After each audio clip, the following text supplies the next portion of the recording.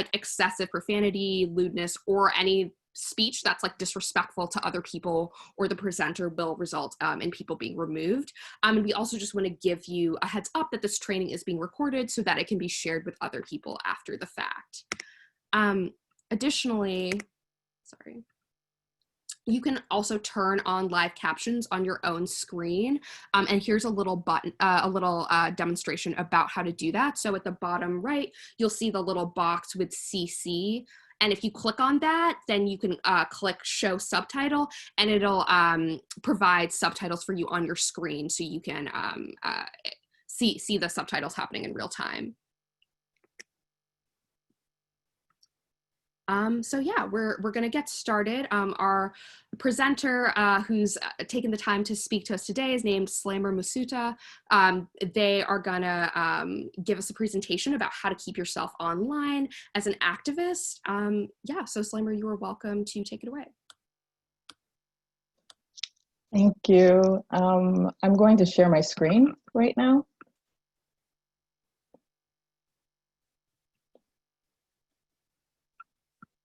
And I want to make sure that you all can see that, right, Kinjo? Okay, awesome.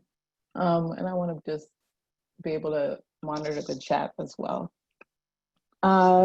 First of all, I just wanted to say thank you so much for attending this, and also thank you, Kinjo, for inviting me. I thought a while about how am I going to, like what the title of this should be and what I should focus on, because we don't have that much time. And the reality is that digital security is a very expansive topic with very many different layers. But I think of it as sort of the long game.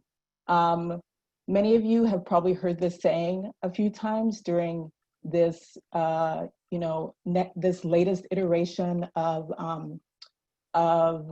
addressing systemic violence, systemic oppression, systemic racism, is that this work is not a marathon. I mean, it's not a sprint, it's a marathon. And what I really would love for us to focus on is how can these digital security lessons, how do we apply them when we think about protesting, and how in a lot of ways showing up to a protest is just not enough in terms of thinking about the safety of your community and your networks. So first about me, I'm Slammer. I would never call myself an expert. How I identify is as a practitioner, because for me, security does involve, taking care of myself and my networks does involve practice.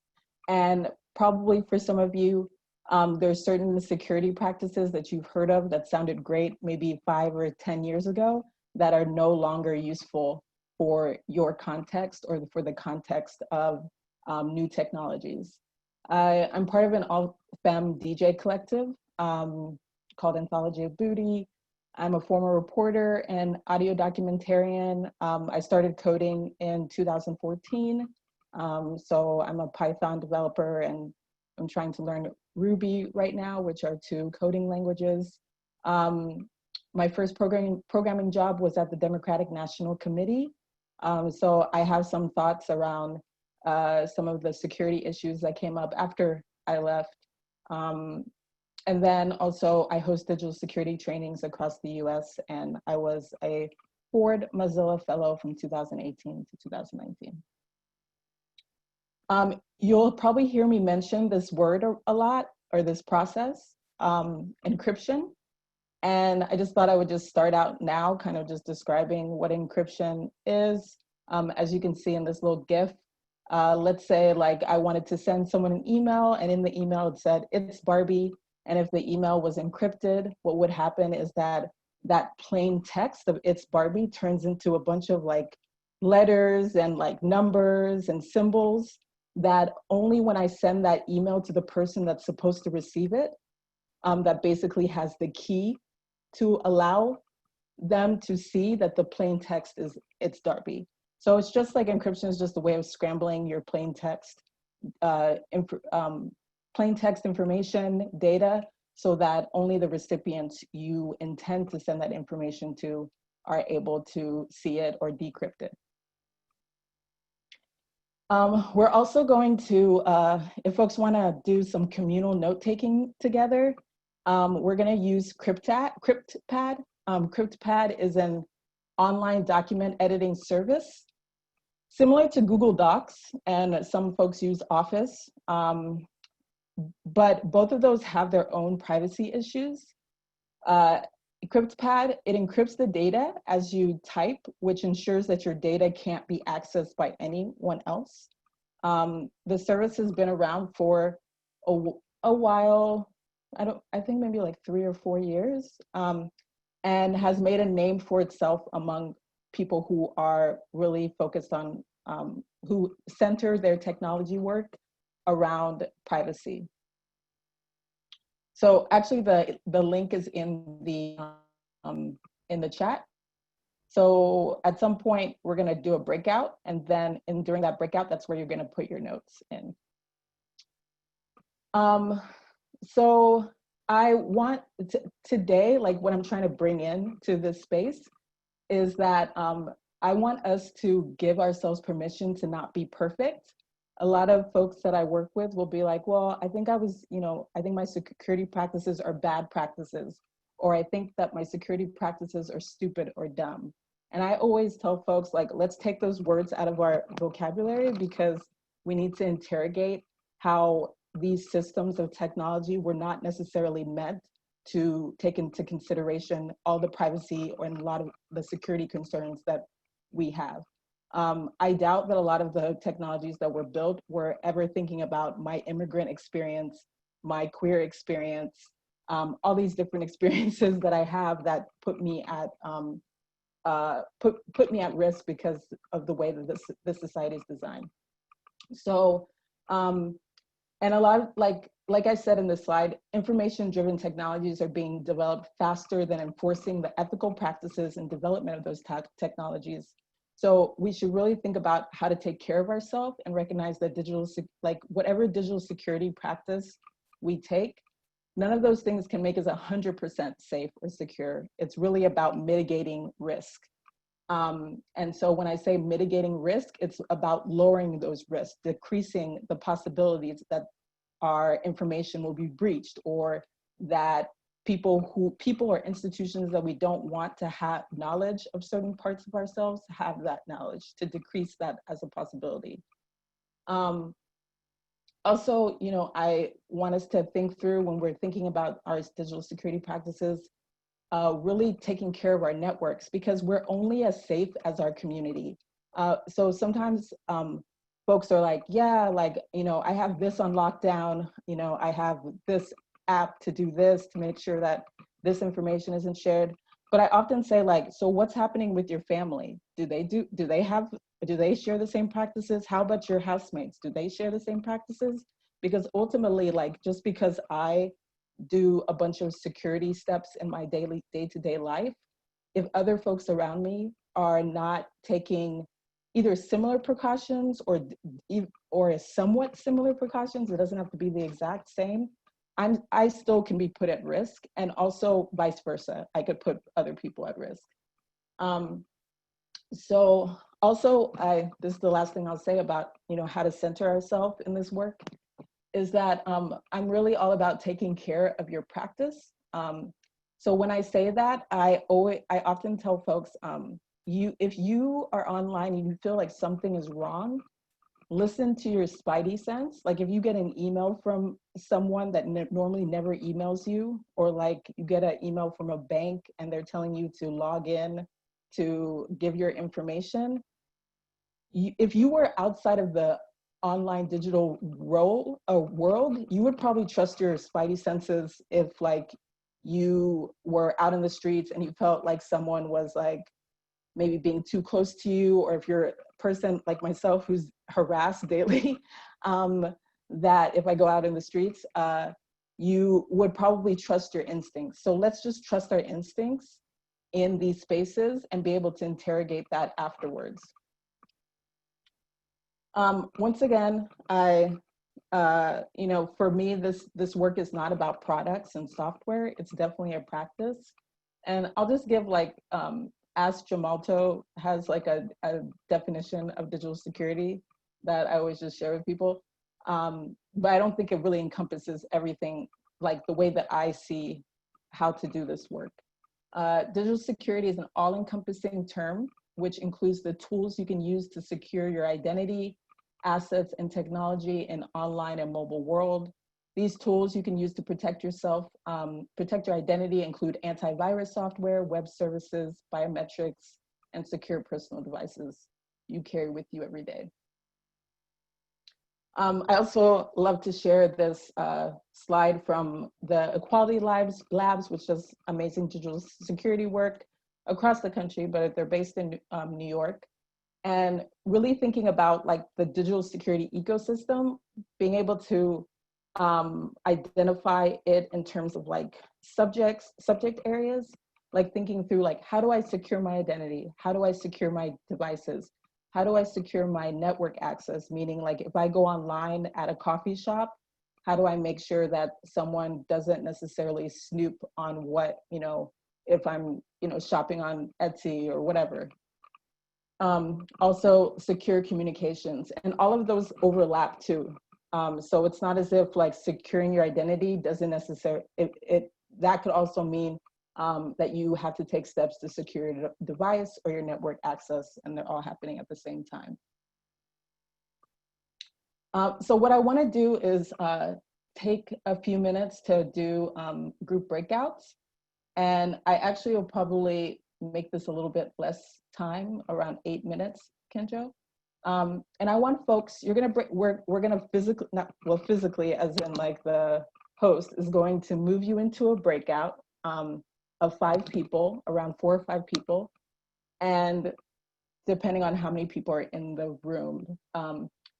And I want you to identify one person who will be a note taker, at least one person.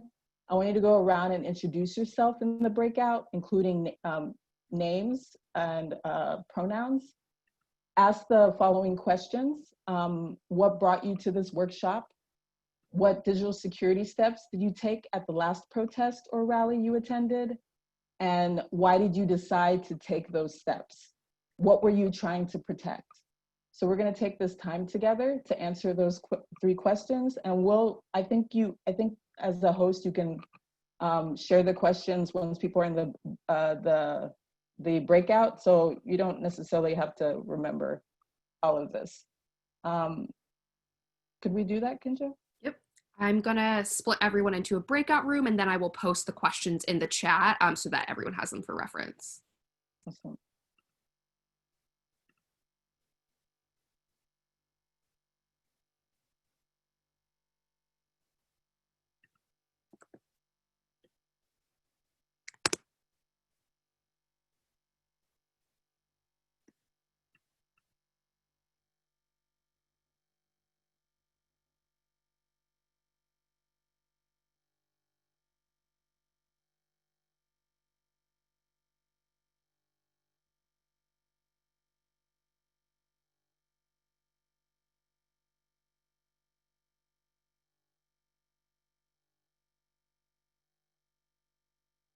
Hi.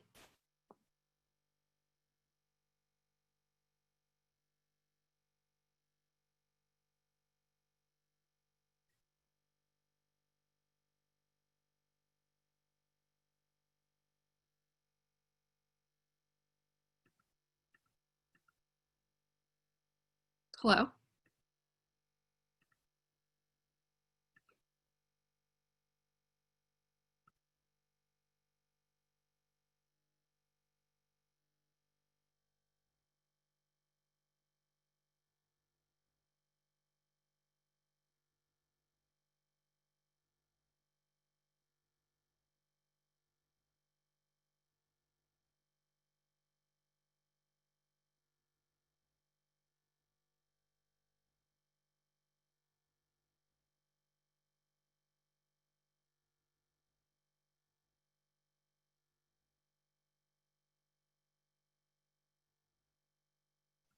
Can you hear me?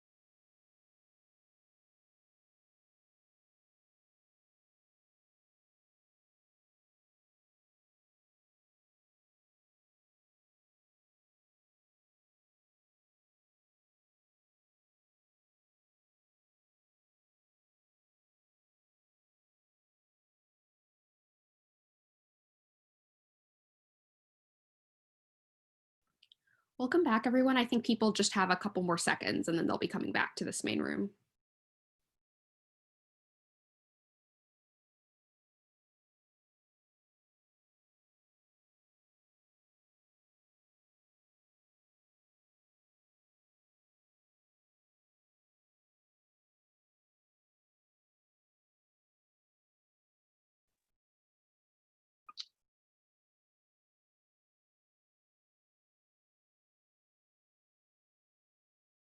Awesome. So as folks start coming back to the room, I want the folks who were the note takers to actually add those notes to the CryptPad.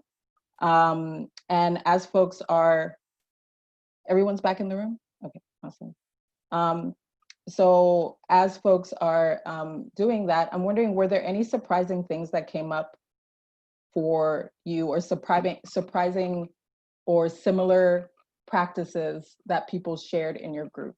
Is there anybody in a group that would mind unmuting yourself and doing a little bit of sharing?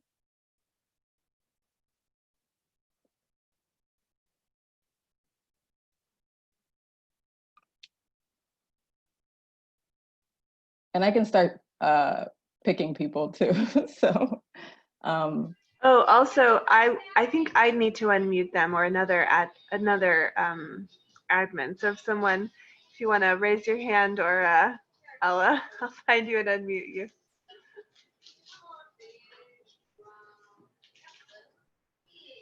and I'm not sure if I can't really name the rooms, so if folks could just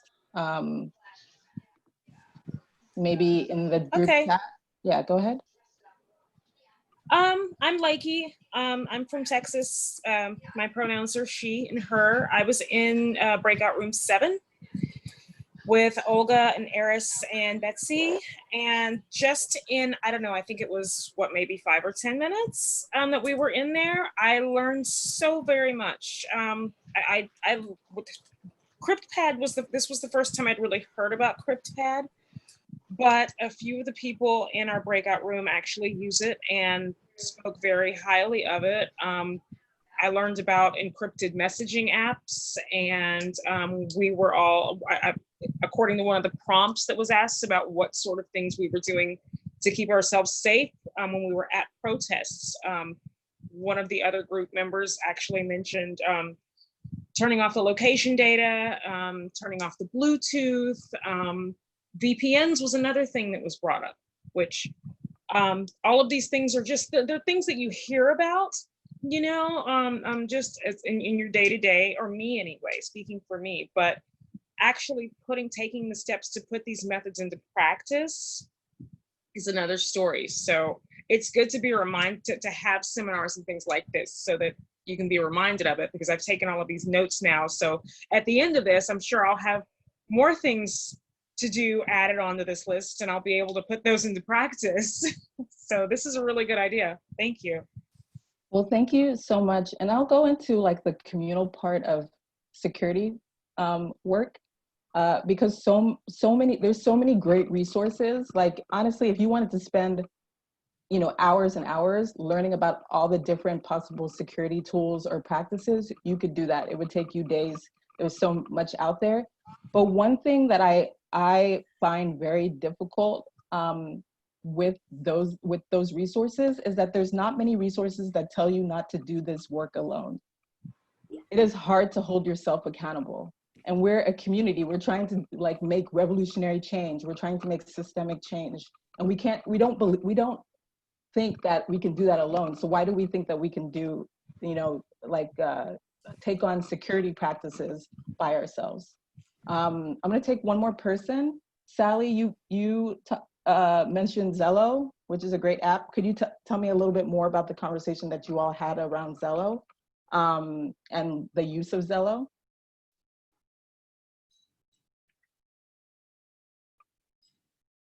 I think that's Sally Smith. Yeah, they should be able to unmute. I only saw it on the CryptPad document we're sharing. I have never used it. I'm looking forward to finding out more about it myself. Can someone share their experience with using Zello? Group one, maybe Benjamin?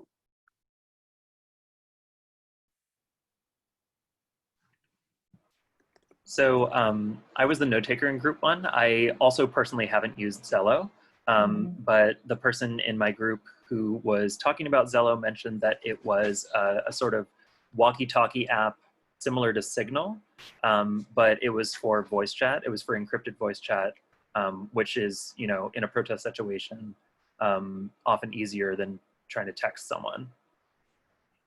Awesome. And did they mention using it at protests specifically?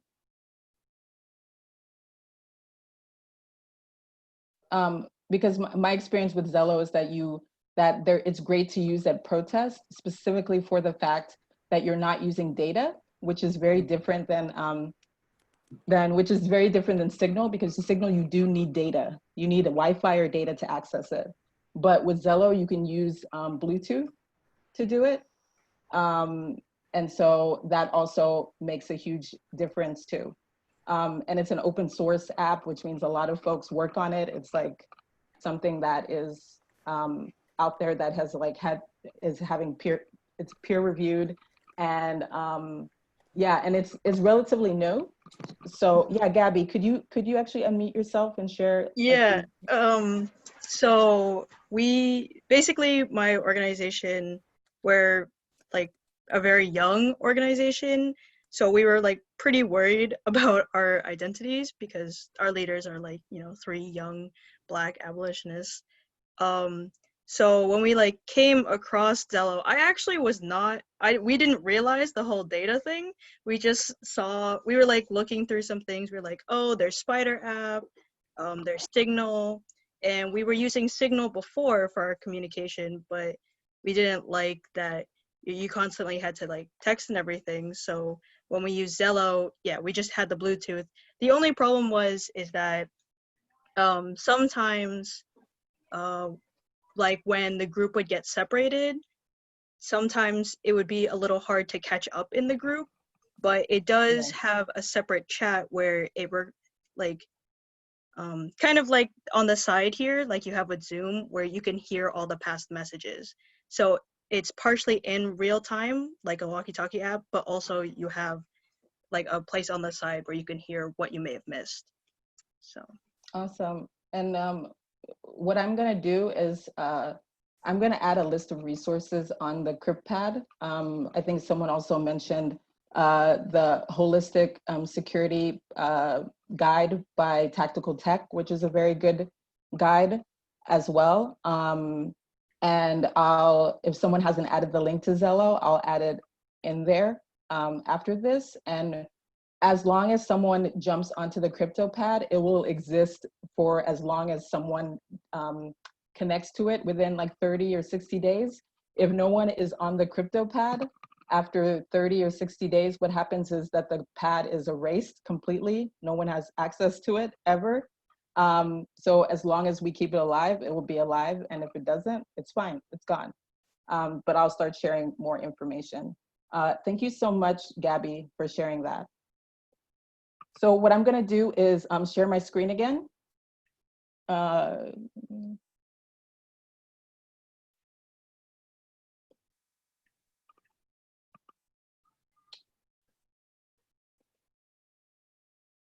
So thank you all so much for doing this and getting to know each other and getting to know each other's practices. And what I find super important, maybe you all have heard about this and at an organization that you worked at, maybe you have an incident response plan.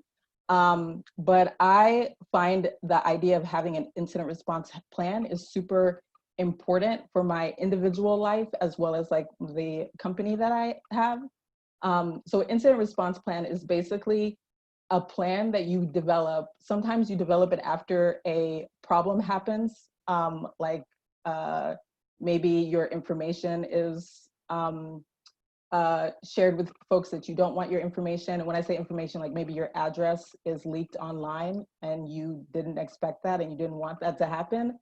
But an incident response plan, this is super important for those of you who are part of organizations, is a way of giving you the ability to prepare for a possible problem, to detect it, like having mechanisms to detect it, to be able to have mechanisms to analyze it, a way of containing that incident, a way of eradicating that incident, and also a way of recovering. So an example with like recovering from an incident response plan is, or from an incident, is if you, like for some reason, your hard drive is erased. And the recovery hopefully would be that you have already backed up your data in like an external hard drive or the cloud, but you have a system to recover and rebuild your systems and networks.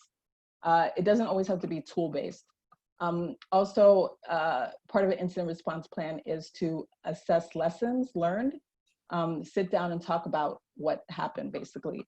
The reason why I'm throwing in this incident response plan, especially for you all who are part of organizations, is in a lot of ways when we broke out into groups, we were kind of doing that work because people were sharing like, this is what happened to me at a protest, and nobody said anything like, no one shared like a particularly wild moment that happened. But in that case, like let's say I was arrested and my phone was taken, and my phone has all of this information about maybe the organizing I was doing around the protest or my movements.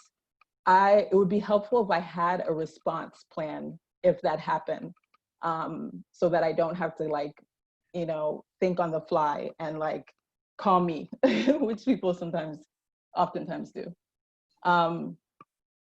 So what I'm gonna do is we're gonna have this person, this is not a real person, but I like to do like a use case or like a user story.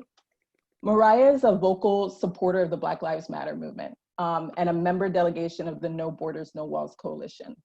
Mariah is very active on Twitter and Facebook, often sharing news coverage of police accountability organizing and various activities put on by the coalition. For the first time, Mariah is planning on speaking at a July 4th BLM protest. Mariah is excited but worried that speaking out could make her a target. She's worried about her personal information being public, and she's worried about police surveillance. So what would I tell Mariah to do to prepare for this? The first thing I would say to Mariah is sit down with your friends and her family to make a plan, and also sit down with the organizers of this, have a conversation with the organizers of this rally to see like what measures are they taking around digital security. Especially my assumption is that Mariah is probably gonna go there with friends and family, or family, chosen family or blood family. And Mariah, she needs to make sure everyone is on the same page from how to communicate while at the protest. And when I say communicate while at the protest, that also includes where to meet if they're separated. And we can do this in several ways. So, and if folks have any questions, feel free to put it in the chat as well. So the first question, I would ask Mariah after I ask her, do you have some time that you're gonna set up with your friends and family and the organizers to talk about digital security for this rally? The second question would be, do you wanna bring or not to bring your phone?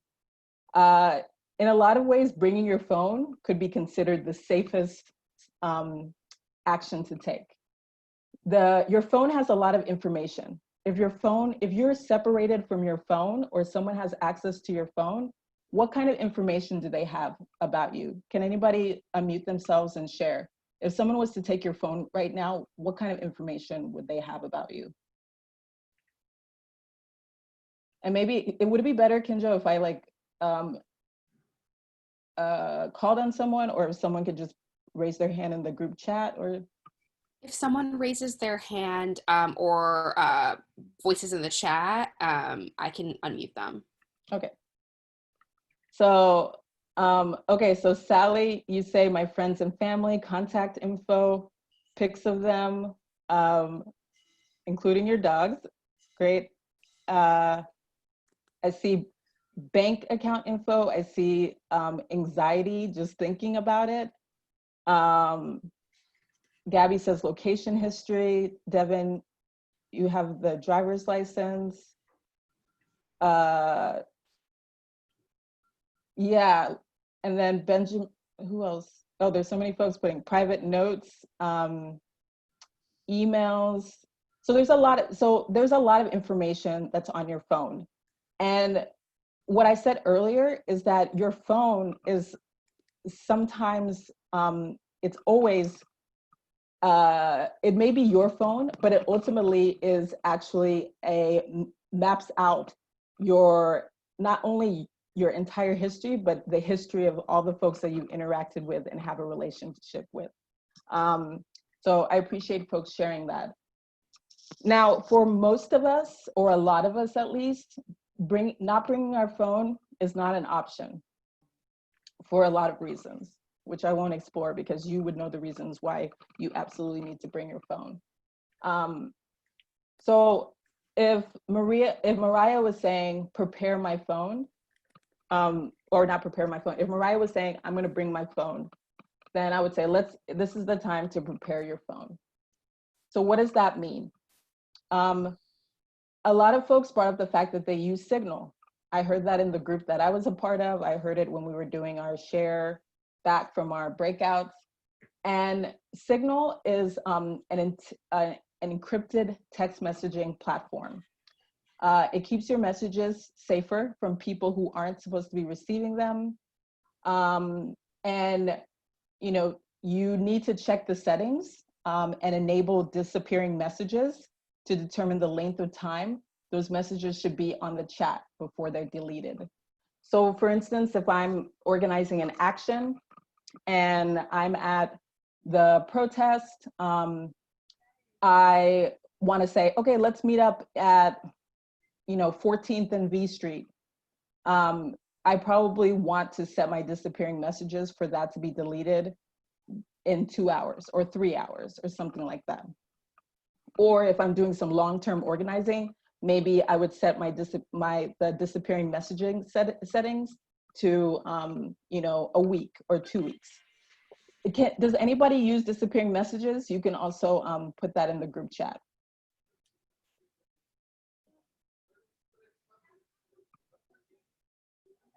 Okay, so I see a few times some people say that it's glitchy. Sabrina, do you want to share a little bit either on the chat or unmute yourself, or someone can unmute you about what are some of the glitches you experience? And this clock is not in reference to Sabrina. This is a clock to remind people this is a good time to download Signal if you have not. So Sabrina, Kinjo, could you unmute Sabrina? Oh yeah, I'm unmuted. The few times that I've used Signal and I did the disappearing app, it kind of was like some conversations would disappear and then others wouldn't. And sometimes I would put it for like a week and then it would revert back to like the hour disappearing setting. So it was kind of like unreliable because like some of the immediate organizing messages that I needed to be deleted weren't, and some that I needed for like long term disappeared within the hour. So that's why I took it off and kind of just like prepared my phone before I went anywhere. Did you do it per per conversation, like either like group chat or with a specific individual, or did you set it for the entire app? I set only one to like a week and the rest for an hour, and it kind of did everything in the hour. And then so I tried it differently, like the other way around, and then it would like do the opposite thing that I wanted. Yeah, so I know that's glitchy. So what I would do is actually do it by conversation. Like, so, if I'm part of a group chat, I would set our group chat to a specific disappearing messages setting. And then at some point we may change it depending on what we're doing or what we're talking about. And I wouldn't necessarily put it for the whole app, if that makes sense. It does. Thank you. Yeah. So Sally also mentions, which I really appreciate, one tip I got recently was to organize a board game night to be played over the web with friends using secure technology like Signal to get used to using that technology. So once again, like this is really great, Sally, that you brought this up, because this is an opportunity for us to think of this as a practice. And that's really important. Amelia, could we unmute Amelia to ask their question? Oh, hey, sorry. I just meant, my understanding is if you're on like a group thread with folks and you have it set to maybe like 24 hours or a day, but if like once that amount of time has gone by, someone hasn't read the messages, that they still are there on that person's phone until they read them. So it's just like something to keep in mind, to if you have things that you really like before an action or something really don't want to still be around. My understanding is to like encourage folks to read those messages and then eventually like potentially leave and delete that group. But I know Signal's consistently shifting, so maybe others have had different experiences. I definitely know they did not change that, so I'm really glad you brought that up. The messages will not disappear until the recipients of the message read the message. So for me, like if I read the message, then it will disappear, within an hour, if that's what it's set. I mean, after an hour. But if my friend Latanya doesn't, read the message, it will still be there until they read it. So thank you so much for bringing that up. Yeah, thank you. So the other thing that I would talk to Mariah about is, what are you gonna wear? So the reason I love fashion, I mean, it's something that I just naturally am interested in talking about. But in reference to digital security, I would tell Mariah, okay, lay out your most comfy mask, maybe pack an extra one just in case. And also remember that if you're at that protest, you are most definitely being surveilled. What I would encourage is like pick out clothes that bring you joy and comfort, obviously, but also keep in mind that the more distinguishable the outfit or accessory, including tattoos, can make it easy to identify you in surveillance footage and also in social media posts. So if you're wearing a super unique t-shirt, and there was a case just a couple of weeks ago where someone threw a Molotov cocktail onto in a police car, and basically the police were able to identify that person based on their t-shirt, and it led them to a comment that they made at the Etsy shop in which they bought the t-shirt, and then led them to LinkedIn, that person's LinkedIn. So just to let you know, like, be cognizant around that, and remember that your online print is quite large and quite expansive, possibly.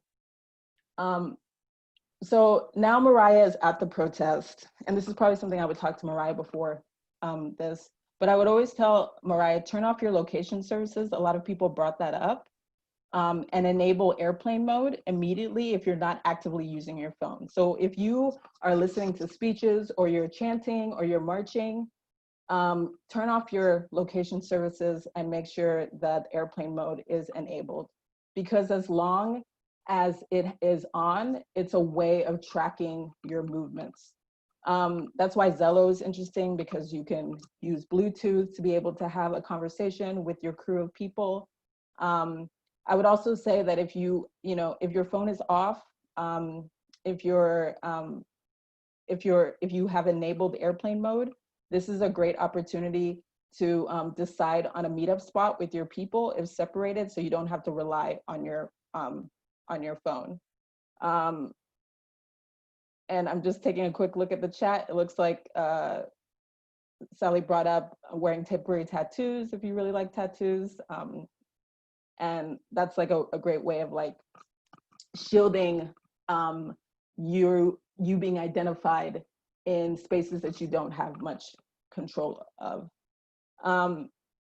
So Amelia makes a good point, is turning off location, even though that's helpful, can you be tracked through cell towers? Yes. So turning off your phone would be the most helpful.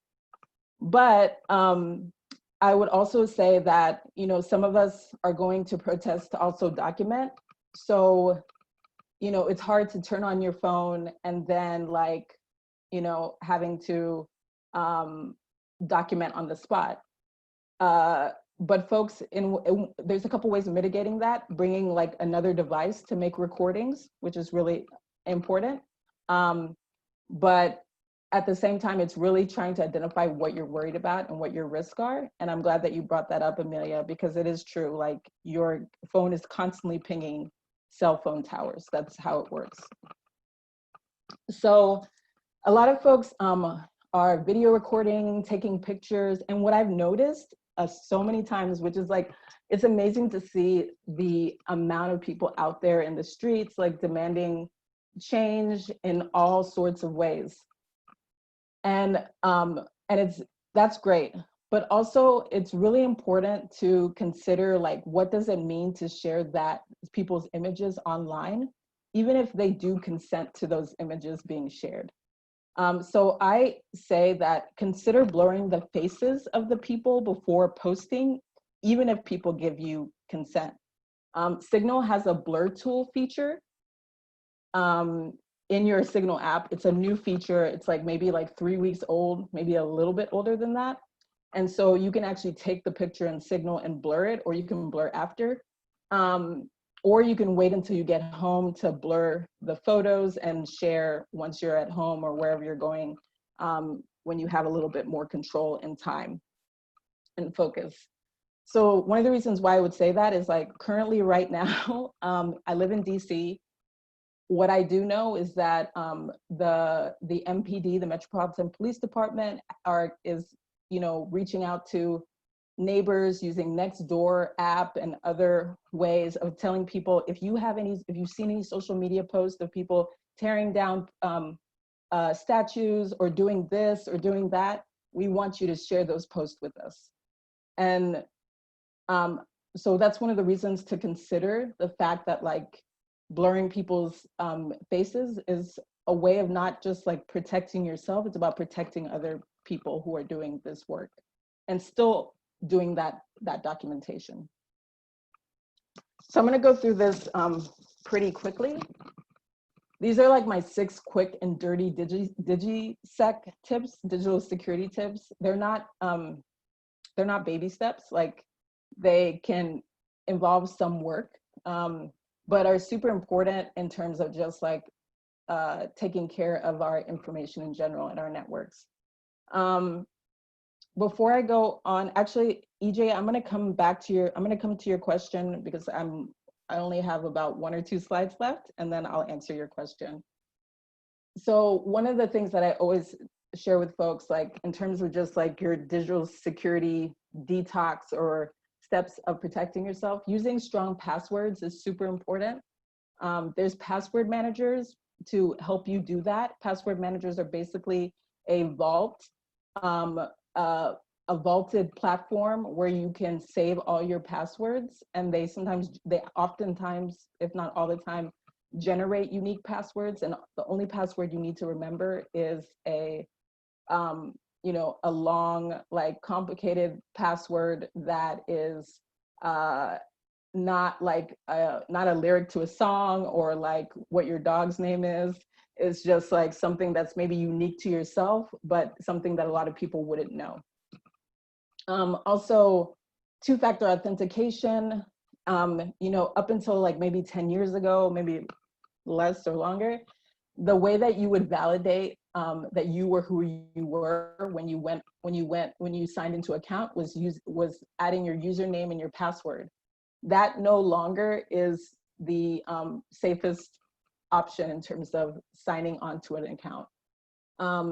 So I would say, like, if you have, if you're on Fortnite, if you're on TikTok, like, turn on two-factor authentication, enable that, because two-factor authentication is basically another way outside of username and password to verify who you are. And normally, the way that it happens is that the application will send you a text message, but even better, if you have an authenticator app like Google Auth, that will generate a code all the time, and then you just put that code from your phone onto you type it in the platform. Also, secure browsing. A lot of us browse the internet for information, for like finding out how other people are organizing. Setting up a virtual private network, which came up a little bit earlier, to browse the internet really helps, because a virtual private network masks your IP address, your internet protocol address, which is essentially sort of like a way of identifying where geographically you are browsing the internet. And the virtual private network basically makes it look like, you know, I'm in DC, and when I turn on my VPN, I could make it look like I'm browsing in Texas, and the VPN is encrypted. There's also, and Kate and Jesse, I will answer your questions. Actually, Anne's question, Anne doesn't have a question. Brave browser is also a good browser. And I could talk a little bit more about Tor browser too. So the next one is changing your social media permissions and settings. You really need to do a risk assessment around, you know, like when I'm non-binary, I'm queer, and I used to have my IG be public, and I decided to go back to Kenya, and you know, most of my family, they do not know that I'm queer, and I changed my app permission settings just in case. And so I did a risk assessment of myself to decide like how much information I want out in public, as well as who do I want to have that information, including making sure I don't have my phone number, maybe not including where I went to college or where I went to high school as well, because those are ways that people and institutions can use against you to find out more information, to either like have access to your bank accounts or to possibly contact you for in ways that are not like helpful for you. We talked a little bit about Signal and encrypted messaging apps. So like WhatsApp is encrypted, it's end-to-end encrypted, but it's owned by Facebook. So that's why I don't put it as like a suggestion for using. But it is end-to-end encrypted, and I also use it, but there's certain things that I'm not going to use WhatsApp for, not for my organizing. And then also, you can also research yourself, which is another like DigiSec tip, to use like incognito mode, or a way to just basically like research yourself to see like what kind of information is out there about you. There's a lot of companies, they're called data brokers, like Spokio, that take your personal identifiable information that's public, whether it's on social media, or let's say you got married or you got a ticket, that stuff is public information, and there's steps for you to be able to opt out. So I want to say thank you all. That was a lot of information in an hour, but I want to start answering folks' questions. So I'm going to start with, people can actually verbally ask their questions. You just need to let us know in the group chat. And I am going to start answering some of these questions. So do you want to do it, Kinjo, or do you want me to go through the first list? I just would encourage folks to write questions in the chat. If you do want to be unmuted, just also either you can use the reaction button on the bottom right of your screen, or write that in the chat, and I will unmute you. And I see someone asked if we'll receive the recording through email. Yes, anyone who's signed up like at the Zoom link will receive the recording after. But yeah, people can write any questions in the chat. So do I recommend any specific password managers? Not really, because if it's a password manager, they relatively are the same. Some are better depending on what you need. I use 1Password. 1Password is like, there's a few reasons why I tend to use it, except one thing about 1Password, it's not free. LastPass, I bring that up as a password manager tool because 1Password and LastPass are super popular. But the problem with 1Password is that I think it costs around $3 per month for an individual. I need to double check that. But it still has a cost. So I would say if you are kind of like, I don't have the money to do this, you can use LastPass or another password manager that if other folks have suggestions, feel free to share. And the most important thing is that you start identifying, because password managers will tell you whether your password is strong or weak. And they will also tell you to stop using the same password. So if you start putting your passwords in and then they'll give you an alert saying, hey, we see that you have your same password for like 10 accounts, then you can ask the password manager to basically generate a password for you. Sorry, did someone share the screen? Someone had asked if I could just share the last slide because they wanted to take notes. But okay. I see also Devin asked in the chat, I saw something a few weeks ago that some photo blurring apps or other ways of hiding faces are easy to unblur. Is that true? And is Signal's blurring feature harder to undo? I've only used Signal's the unblur, the blur function, because I wasn't planning to unblur the pictures. So I could not tell you that at all. The thing is, like, you should be able to, I'm trying to think through. So the reason why you would want to do it during like using Signal at a protest, once again, you have to you have to give yourself a risk assessment. It's like if you're doing some kind of action or you feel like the police presence feels especially aggressive, then it's like that is, if Signal can, if it's hard to do to unblur it, that means it would be hard for the police officers to unblur the images as well. So I would need to reach out again to Kinjo to double check to see if it's easy to unblur. I doubt that it is. And that is also a security measure. But also think about, like, why are you taking this picture? And if you are taking this picture to document it for a particular reason, those are some of the questions that you have to ask yourself to make that decision around what tool you're going to use. Does that make sense? And if it doesn't make sense or you have a follow-up question, feel free to put that in the chat. I also see Anne use Brave browser. I don't use Brave. It's a great browser. There's been some issues around it about whether or not Brave is taking like collecting information to sell, which they're not supposed to. The whole idea of Brave is like they have like a whole nother way of like making money off of their service. And so, but a lot of people I know use it. I think it's a great browser. I use Tor. If I don't use Firefox, if I don't use DuckDuckGo, I use Tor browser, which I think is like a good alternative. And you can't with Tor browser, you cannot use a VPN.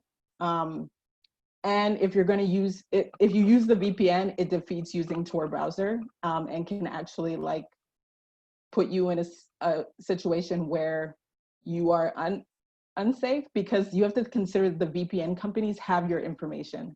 And some VPN companies, depending on where they're located, if they were to get a subpoena, they could possibly give information about who their clients are, who their customers are. It depends.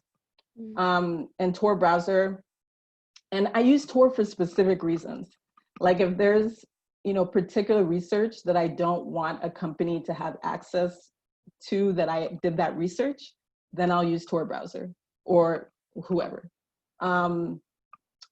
Yeah, so, and then once you exit out of Tor browser, it's like if you go back on Tor browser, all of your information, your entire search, all of that information is gone. I would also say, don't use Tor browser as your default browser. This is the reason, because a lot of folks, when you go on your browser, you're normally like on your email, right? I would say don't use Tor browser to get on your email, because that means that when you're on your email and the IP address is connected to your email. So it kind of defeats the purpose too. Could you share some more? Yeah, thank you so much for answering like people's questions. And if anyone has any additional questions related to digital security, I really encourage you to post them in the chat. So one that I saw from earlier was about the metadata that is in photos that are being shared. So what about posting screenshots of photo instead, because photos have metadata, and I'm not sure also if everyone knows what metadata is. So that might be yeah. Yeah, so metadata is data about data. So an example is like, I like to use a CD, right? Like the CD, it's like the data is the actual music on the CD, if it has music. But but there's like lots of other data. Actually, this is another, let me give another example. Like if I have, because not a lot of people have CDs, but if you have music on your laptop, the music itself is like the data, like the title is the data, but the metadata would be like when you downloaded the music, the time you download, like the time you download the music, whether the music is, whether it's like what kind of file type is the music? Is it an MP3? Is it a WAV? Things like that would be the metadata. So, sorry, I like went through what metadata is and I forgot what the question. The person was just asking about like sharing photos of like, I think like, for example, you share photos of at an action or something and like the metadata behind it. And is it better to post like the screenshot of like the photo itself? I mean, the screenshot could also have metadata. So you should probably just like make sure to turn off specific settings. There's ways of like, there's some tools that actually you can go through and delete a lot of the metadata that you share on social media. But I would say like anytime you are doing like a snapshot of something and you're gonna share it on social media, there's potential that there could be that metadata. So just double check. And I don't know if that answers the question, but if the person feels like that was not an answer, was not the answer that you were looking for, please say something in the chat and then we can unmute you so that you can say it from your own words, because maybe you have an example. What is another question? I see someone said, can you share your thoughts on how safe and secure Zoom is? I've heard mixed things.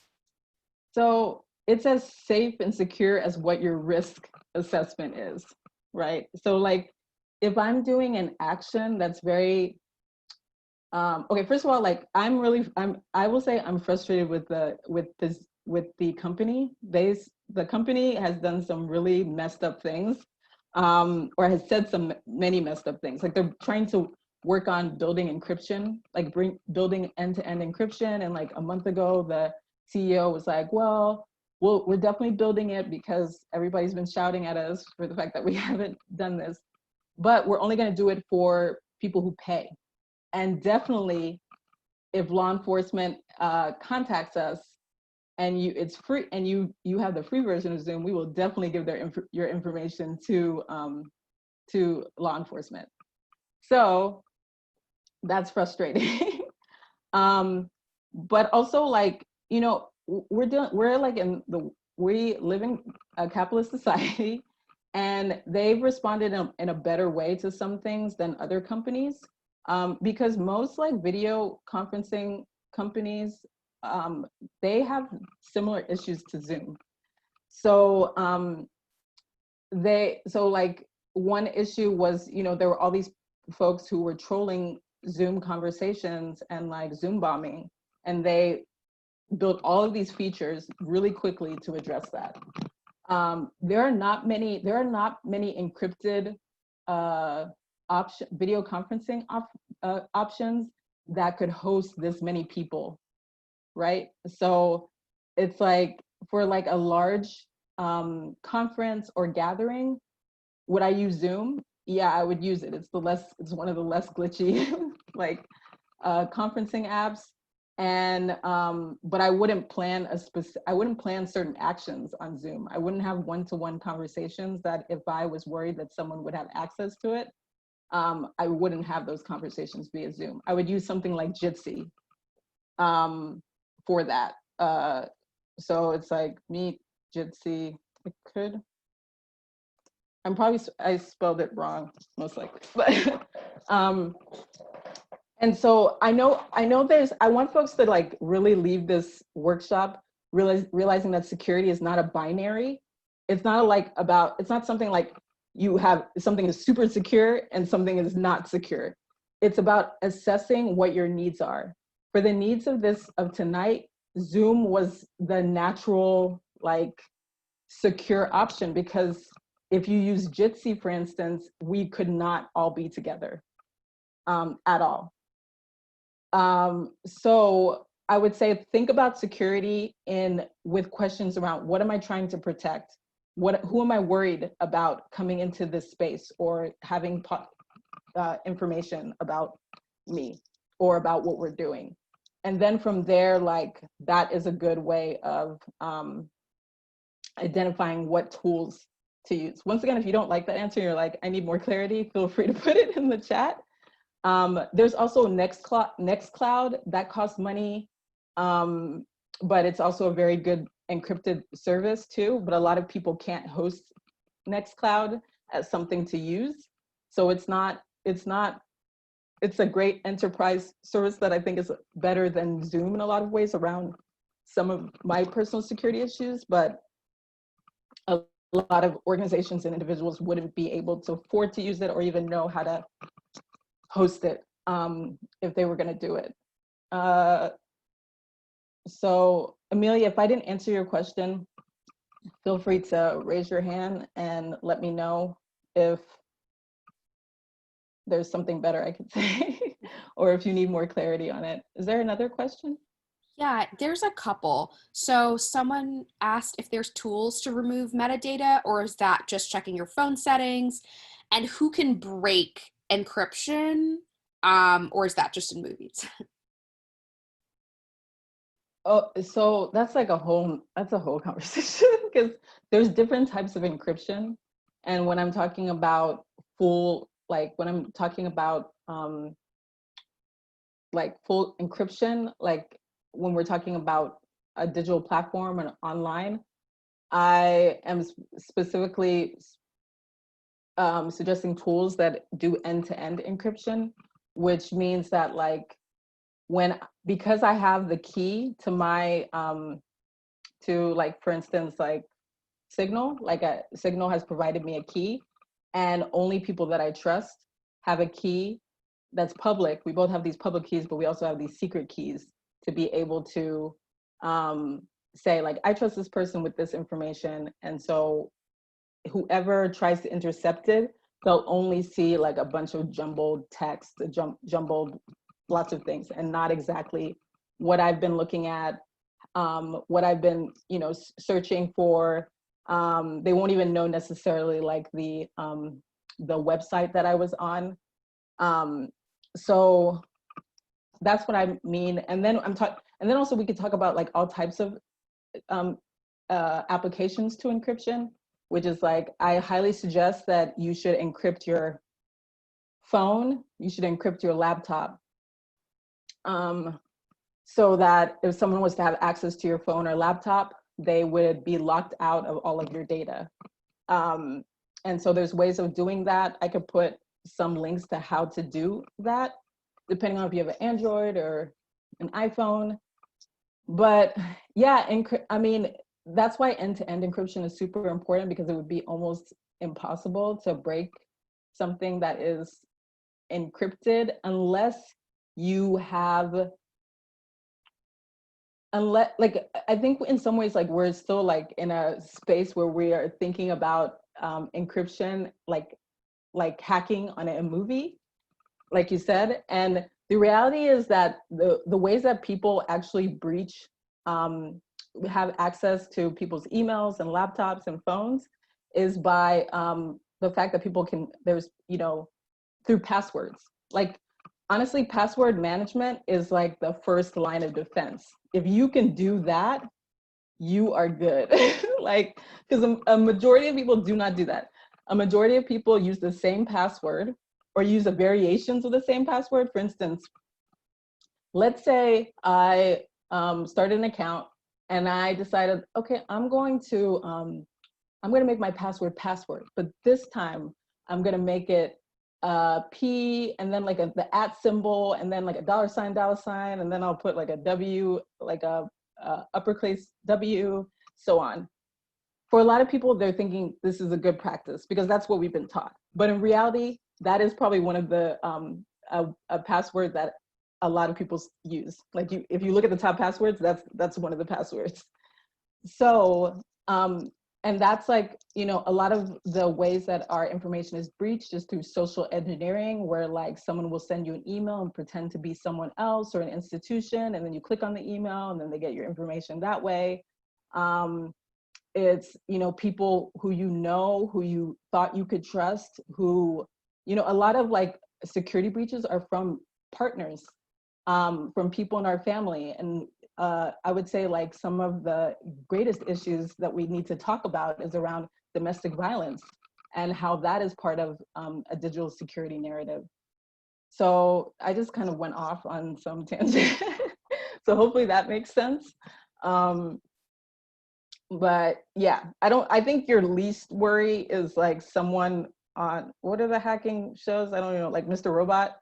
I think that's like your least worry. I think there's a lot of other ways that I could get your bank information like easily. So password management is key. Is there Yeah, I see someone asked, is Jitsi really that much better than Zoom security wise? Someone else asked, are our phones just listening to everything we say? And then someone said, so if I have a secure conversation using Jitsi, should I turn off my phone or put it elsewhere? Once again, these are all contextual questions. Jitsi is end-to-end encrypted. Zoom is not. So I'll just leave it at that. Like, and Jitsi, the company itself, they are very privacy focused. They're privacy by design. It's an open source tool. Zoom is not. Like, it's very obvious Zoom does not care about people's privacy, security. Like, it's like, you know, their accountability is really measured by money. And Jitsi, they're not making any money. I don't think so. Not like Zoom money. So, you know, I would say, like, once again, we should think of security not in a binary. But for instance, like if I have like 20 people that I need to talk to about like, I don't know, like something like this, where it's being recorded and will be shared, I would use Zoom probably over Jitsi. There's Jitsi instances that are more stable. And I could share a few of them that could, like, you know, if you have 15 people, it's not gonna completely collapse and everything's gonna be glitchy. But it really depends. Like if I'm with a group of 5 people, I'm gonna use Jitsi. I do that every Friday when I like hang out with my friends who live in Europe, like we, or in like around the US too. We like use Jitsi for what we need to do. Yeah. What was the other question? The other question I think was more just about if people's phones are listening to what they're saying, and then like if I'm on Jitsi and I have my phone near me, putting my phone away, that sort of thing. I mean, I think it would be, I don't know why it's once again, you have to, like, I'm trying to think of like, what are you worried about? So if you're in Jitsi and end-to-end encrypted, and you know that the company, the company or organization itself doesn't have access to, it doesn't record anything. It doesn't save your chats at all. So who are you worried will listen, who will be listening?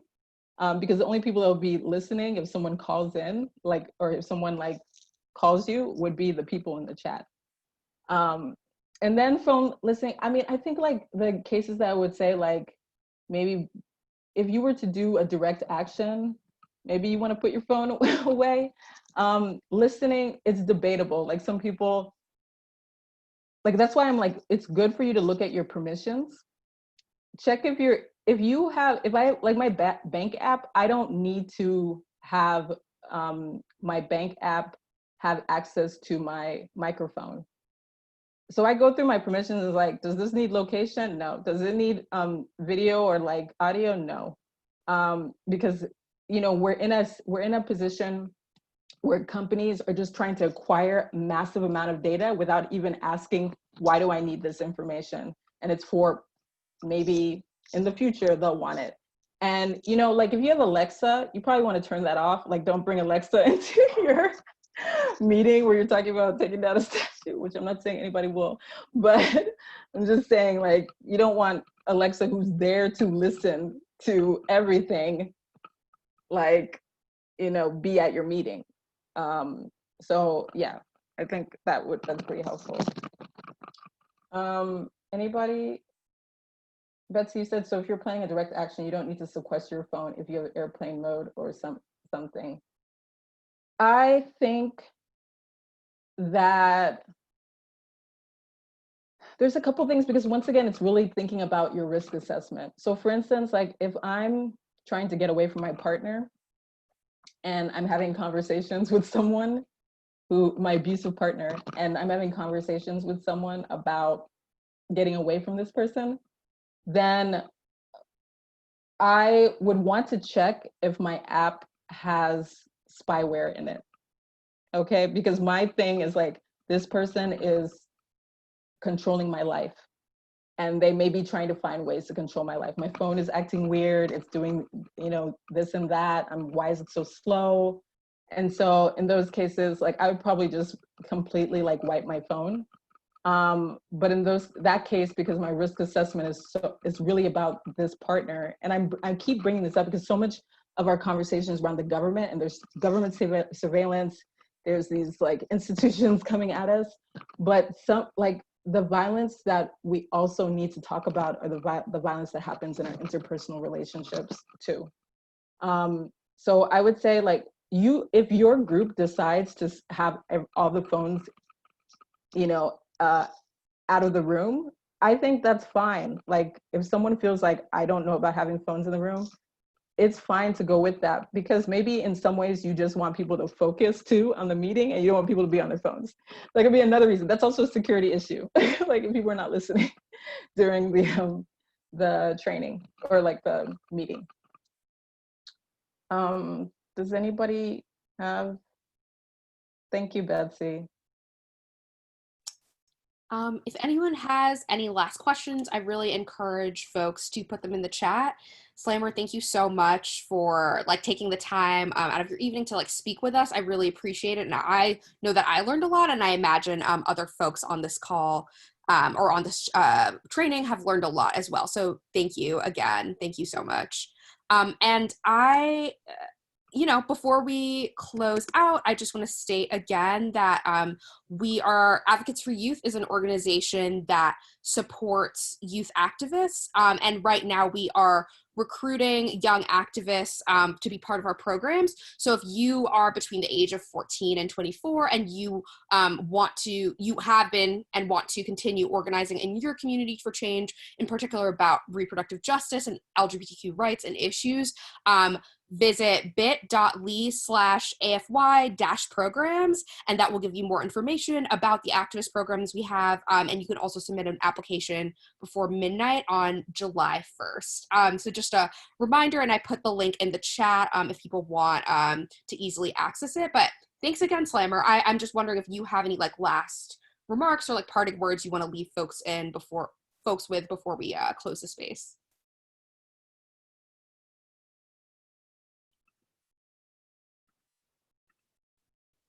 Me. I just want to reiterate, like, this is a practice and don't do it alone. Like, if you want to have a picnic out like in the next couple of weeks and say, hey, everybody, download Signal and like, we're going to go to this protest. So why don't we all like make our communication plan? Please do that. Like, do it over dinner with your partner or your like friend, family, or whoever, because we can't do this work alone. Like, if you feel overwhelmed, you are not alone. It is overwhelming. So I highly encourage you to do this work with other people and see it as a organizing tool. Security is an organizing practice and it's an organizing tool, and it's important for us because we all are, a lot of us we actively think about security all of the time. So remember, you are a security practitioner, because when I go out in these streets or even in my home, I got to think about like all the ways I have to navigate all these potential risks to my physical and emotional and mental health. So yeah, thank you so much for having me here. Yeah, absolutely. Thank you so much. And thank you so much, everyone, for joining us. I hope people learned things that they can take away, and really appreciate folks taking the time to attend the training and sharing such great ideas in the chat. Yeah, I really appreciate it. Thank you, everyone, for joining. All right. I hope everyone has a great evening.